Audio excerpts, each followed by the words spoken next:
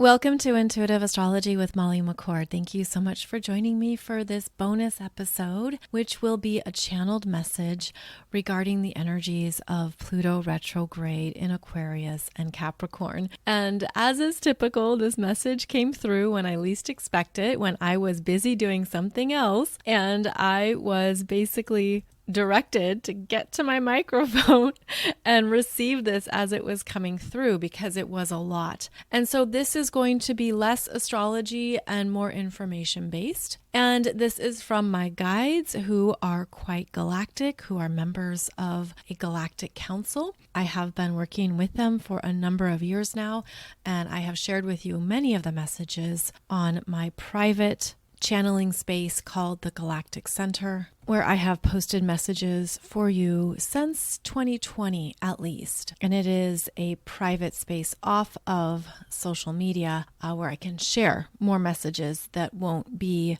deleted, censored, canceled, etc. So I'm releasing this message publicly, and the title that I got for this as it pertains to Pluto retrograde in Aquarius is that this energy phase is about your alien at first abilities coming online, meaning parts of yourself that you haven't met before, that are otherworldly, more parts of your talents, your gifts, your potential that feel alien, that perhaps you thought only other beings could expertly perform or offer. This is what is opening up for many people who are now ready for these downloads and this guidance, particularly star seeds, light workers, those of you who regularly connect with off-planet beings, those of you who are very much in touch with the galactic streams of energies as well.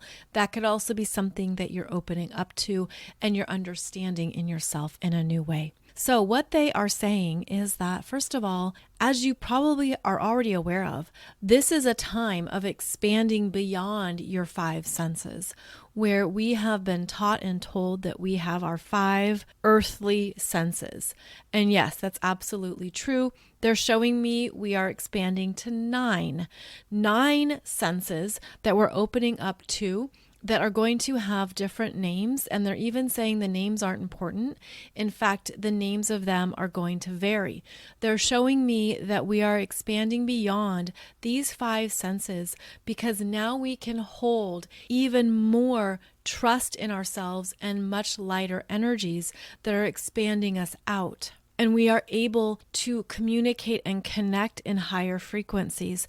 And so this means we're opening up to not only more of these abilities and to more senses that we can use to navigate our earthly reality, but we're also understanding that we are capable of this, and you could be downloading codes from yourself in another dimension simultaneously to this lifetime. And they're showing me this as parallel highway lanes where a part of you is in another dimension, sending your current reality these energies, these whispers, these messages, these understandings. And so you are working concurrently with your energy field in other dimensions. And this could be something that really happens during your dream state, that as you rest, as you are more receptive, and especially as the mind is turned off and is not tuning into all the interference around us.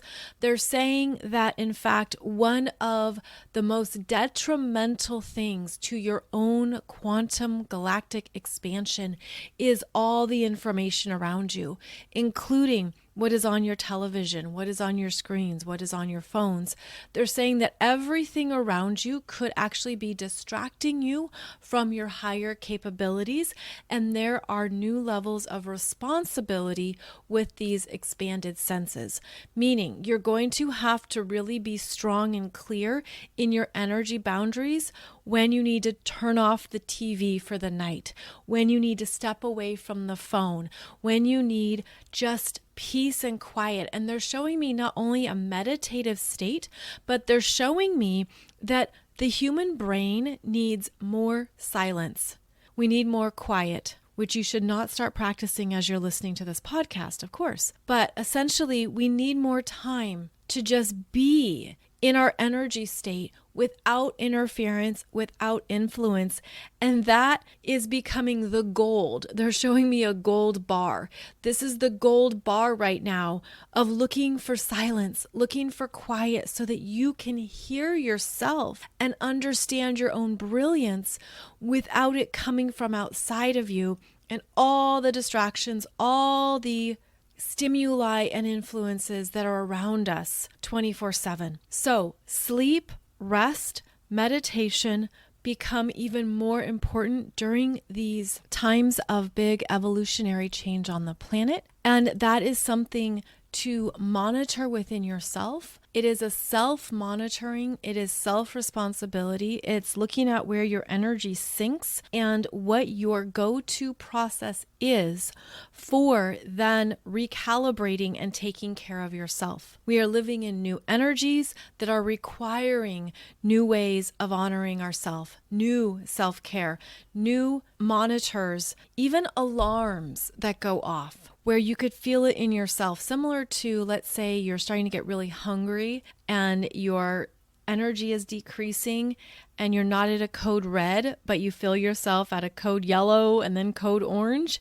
And you know, okay, my body needs some fuel. I need something here that is nutritious and that will help my energy. They're saying the same is true for your expanding senses, and that part of what is going to happen is as your senses expand, again, they're showing me 9, it means that there's more you're going to have to test and practice, and that this is also going to require a new space in your energy, even time and space in your life, to understand how these new capabilities work. They're showing me that there are things we're learning about energy cords, telepathy, remote viewing. There's things we're learning about expanding our senses into other realities, into what we would call future timelines or future realities. There are flashes of insight that we're receiving that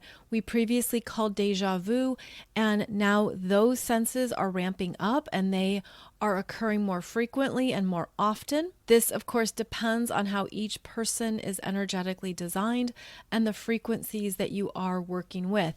They're showing me that some people are already so overwhelmed at this time by everything happening on the planet that they have essentially barricaded themselves in, and they're not allowing any new energies or influences to reach them. And this, of course, is something to trust or honor if that's what you're feeling. But there's also an example here that this is what we have to adapt to. Humanity is moving through a very significant evolutionary phase where we're going to have to adapt quickly to our new experiences and senses. We're adapting rapidly to more things that are coming online, and they're happening at a faster pace. And this is what overwhelms us, especially depending on how you're energetically made. Now, some beings are made to live life fast. They're made to keep up, to accelerate, to keep going. And that feels very comfortable, whereas other people need a slower, calmer pace in order to feel that they're in control and they can handle it. And so, as always, trust what is best for you.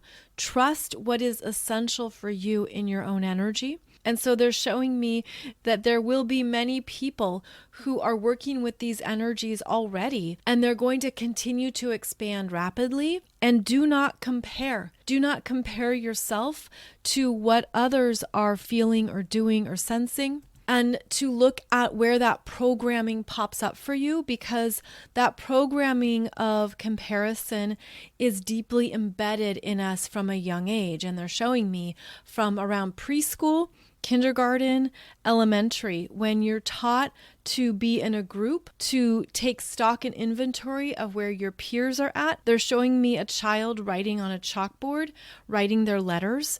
And it's like, okay, now we're all going to learn this together. And then you have the kids who are bored because they're already past that. And then you have the kids that are struggling because they can't keep up. They're telling me that part of what we're opening up to is how to separate out our energies away from these group environments that are not perhaps healthy for you anymore, or they aren't supporting your evolutionary growth. There's more happening for each person at an individual level than ever before.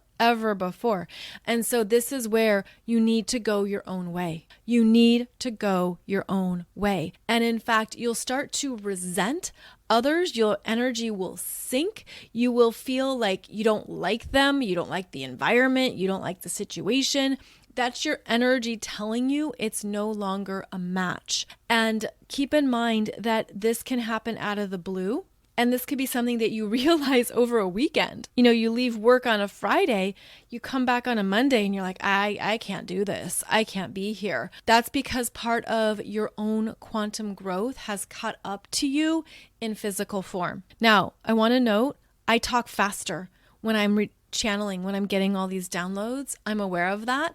So you might have to slow down this recording. I'm not going to slow down my talking, but just know that I realize that happens because I'm getting a lot of information streaming through, and it's something that I flow with. And as I trust the flow, it just continues to come out.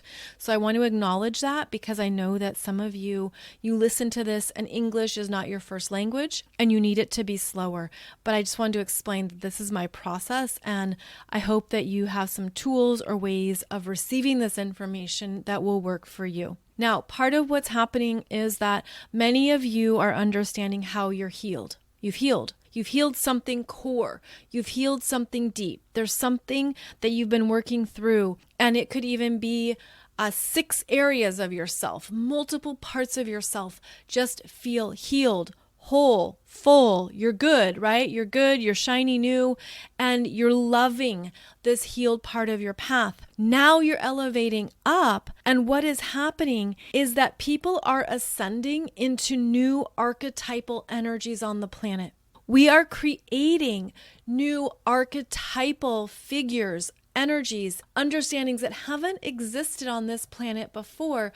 And it's part of your ascension process where you're becoming a new version of yourself. And this is where it could be hard for others to understand you, to know who you are, to know what you're about, because let's call a spade, we live in a world where first impressions matter, where we look at something and we do judge a book by its cover, where we take in what we see and we allow that to form an archetype, an opinion, something that gives us information to go off of. Well, what's happening now is we are creating new archetypes that are going to be foreign to people. They're not going to understand something about you. And I'm actually feeling this as related to ancient archetypes blending. They're blending into new versions. There is new forms of co-creation happening here for the first time on this planet. And many of you are the first archetypal representations of those energies. And you are carving out a path. You're carving out something that allows others to do the same. And this is also connected to feeling like an outcast, a black sheep, feeling like you were shut out, not accepted, not understood. This goes back to the wounds you've healed. This goes back to what you've healed in yourself, where you've claimed that you belong here. You claimed, these are my gifts. This is what I'm here to do, what I'm passionate about, what I love. This is me, and what makes me different is also how I burn brighter, is also how I'm making a difference. I might have always felt like the outcast. I might have been the scapegoat in my family. I might have been so misunderstood that I didn't feel I belonged, and that alienation was one of the wounds I healed. Whatever this is for you, whatever is resonating, if it's resonating. Now the energies are shifting so much that those are exactly the energies that are co-creating these new archetypes. And so understand that we're going to have new archetypal understandings of ourselves, of others, where, yeah, you might take a first glance at somebody and assume you know who they are, or assume what they're like. But this would be a very weak word to go off of. This would be a very weak stance to operate off of, because now that so many people are ascending and elevating, those assumptions are going to prove false. They're not going to be true. And in fact, they are the lower octaves of Sagittarius. And they're directing me to the fact that our planet is always directly connected to Sagittarius energies through the galactic center. The galactic center at 27 degrees of Sagittarius is how we are continuously evolving into new knowledge. We are gaining more wisdom. We are understanding more about who we are and what we are capable of because of the continuous incoming streams of consciousness from the galactic center. And it means that we're also learning from our assumptions. We're learning from our opinions. We're learning from our judgments. We're learning through our belief systems. So part of what we are now stepping into is new knowledge base that has shown us where something is weak, where it isn't quite strong enough because we don't have enough detail. We don't have enough understanding of the fuller picture. And so what they're showing me is an archetypal representation of someone, and you would make that first impression assumption about them, but you've never had a conversation with them. You don't know them. You've never asked them questions. There's been no dialogue. Well, the opposite of Sagittarius is Gemini, and Gemini is about asking pointed questions, gathering specifics and details, having curiosity about someone else, engaging them in conversation. That is part of what we're learning to do better, to be better communicators, to perhaps take in at first glance what we're seeing, but then to allow that to simply be the front door or entryway into more meaningful conversation and to gather accurate information. So what I'm seeing with this is that we are creating new archetypal energies on the planet. And this is happening because of what we have elevated. It's happening because of how we've ascended. And it's also calling forth ancient archetypal energies that are evolving. And I'm seeing this through many different spiritual lineages. I'm seeing it related, this is interesting, I'm seeing it related to countries. I'm seeing it related to cultures. I'm not going to name names. I'm going to ask you just to simply trust what you are feeling here. But I'm seeing ancient archetype energies evolving as this planet evolves, as we collectively evolve. And they are showing up in a way that is grounding and anchoring in what this planet is meant to represent and experience in the galaxy. And this is part of what we're also learning, is that Earth is precious. Earth has a lot of resources and energies that are unique to only our planet. And that's why it's kind of becoming the popular kid in the cosmos, because a part of us is lighting up in a whole new way. However, there are also energies and beings who don't want that. There's also energies who are detached and simply observing. And there are also energies and beings who don't care either way. And so one of the things about this time on the planet, as we are evolving into more of these alien at first abilities coming online, is that we're becoming more discerning around frequencies, around events. We are rising up to read the energy of what is not being spoken or what's not being revealed. We are getting smarter from an intellectually advanced viewpoint. They're saying intellectually advanced. They're showing me an 11th chakra where we're receiving more intelligence that is most definitely above the human brain's ability to process, understand, and conceive. We're understanding a bigger picture, more players in the game, a bigger perspective. It's like we're being seated. The energy is being seated in that 11th chakra and it's coming down, and it's also what is developing our additional senses. And they're saying it can only happen so fast. Oh my gosh, this is funny because you get so tired and so hungry. That's what they're saying. It can only come in so fast because you need to rest and digest. Literally, rest and digest. And then more comes through and more comes in. And so what is happening here is that it's supporting our ascension to these higher perspectives to understand with greater, detached intelligence. Okay, emotionally detached intelligence. And they're showing me Spock from Star Trek, where you're understanding without emotion what is going on so that you can work with more of your energy and more potentials in a way that doesn't affect you emotionally. And they're showing me the heart. It's like a protection over the heart as well, so that you don't take things personally. Oh, that's so interesting. You don't take it personally, but you honor your sensitivities. You honor what you're feeling and sensing. But there's some kind of deeper integration here where even if something feels personal or it really affects you emotionally, and they're showing me that root chakra and how many people operate off of an unevolved, unconscious root chakra. They're also showing me the bottom 3 chakras, where it's root chakra, sacral chakra, solar plexus chakra, and how many people operate off of that. Their nervous system operates off of that. That's why they have a quick response or something that they haven't been able to regulate or calm. They're showing me how the human body is highly reactionary because of all the experiences we've had at a soul level of survival. And that has been one of the ongoing themes for many souls on this planet, is that you've always had to be in survival. You've always had to dig into your primal programming.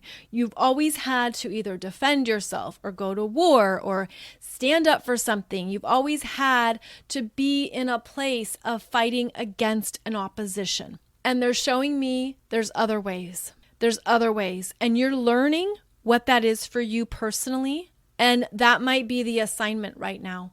If this resonates for you, you're understanding, how do I rise in my energetic power where I'm not operating from only my primal nervous system or from fear or from scarcity. And I'm understanding more of what's available to me. And it could even feel, this is interesting, like a catch-22. Like, well, I can't go higher because I have to take care of this, but I have to take care of this, but I want to go higher. What do I do first, the chicken or the egg? What do I do first, the root chakra or the 11th chakra? And they're saying part of what you're learning is to do it all, and that's how you're opening up to more of your senses beyond your 5 senses, but you can't leave those 5 senses behind. You can't leave other parts of your energy system behind. You're integrating it as you grow. That can be a lot. And again, everyone does it at their own pace. And this is also why you have to be comfortable doing things alone, and to do it on your own terms, and to trust what is correct for you, and to look at where your expectations lie in others. Expectations is also a Sagittarian word. It's also something that is embedded in us, where we have expectations of ourselves and we have expectations of others. And they're saying you've got to rein that in, because all you can truly control, as you know, is your own energy. And there are going to be people who surprise you in how quickly they advance or in how fast they accelerate. And there's also going to be some people who don't want to go any further, who are like, yeah, I'm good with my 5 senses, or I'm good with just this 1 sense. I don't want any more. So know that it's going to become potentially more fractured, but there's a divinity in it all. And even if it feels like there's more fractures, overall, what they're showing me is that on the planet, there is more ascension than ever before. There is more expansion than ever before. And so don't focus on what you feel are the fractures or the bigger gaps. Instead, look at where the energy is rising up. Look at where the energy is continuing to grow, because there are some people who have a bigger energy container. They can just hold more. They can do the work for 40 people. There's some of you who feel like, you're holding an energy container for 5,000 people. You might be an energy container for a certain region or culture, community. They're showing me that it's so unique to each soul, and that it's also something that naturally works with your energy. So it isn't meant to be discomfortable or uncomfortable. Rather, it's meant to be something that just naturally connects for you. And they're saying that this is going to continue, that there's going to be even more people coming online, and they could be doing it privately. So understand that some people are meant to stay in one place, in one location, and do their work. Others are meant to travel and move around, even if that's just in a day, even if that's going about things all over town in your area. Others are meant to travel internationally. Others are meant to be in what we would call spiritual positions, quote unquote, where they're doing something that is more obvious, such as a Reiki master, such as writing or teaching, or doing something that appears to be more quote unquote spiritual. But what's also happening is that these energies are working with souls in every industry, in every field. They're showing me coffee shops. They're showing me banking and even very dense regulated industries and environments. These energies are working in gyms, not just yoga studios. They're in department stores. They're in car dealerships and laundromats and train stations, and on it goes. These energies are happening across all places, all industries, all areas, because it's how we are creating a new light grid. And that's where we connect to each other. So you think you're running to the laundromat? Well, you don't know who else is in there at that time who's also holding a beautiful light frequency, and you're meant to just walk past them, and that supports the light grid. You go get your coffee, you run to the train station, you're going to a meeting in a skyscraper.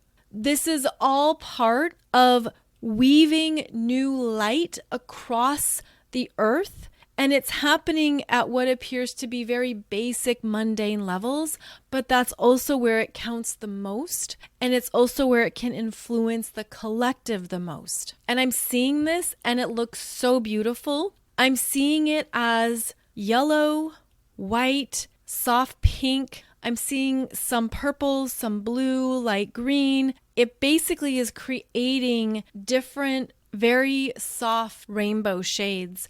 And it's a new frequency that it's actually softer on purpose, because there's something about it being able to move through some denser areas and population with greater ease.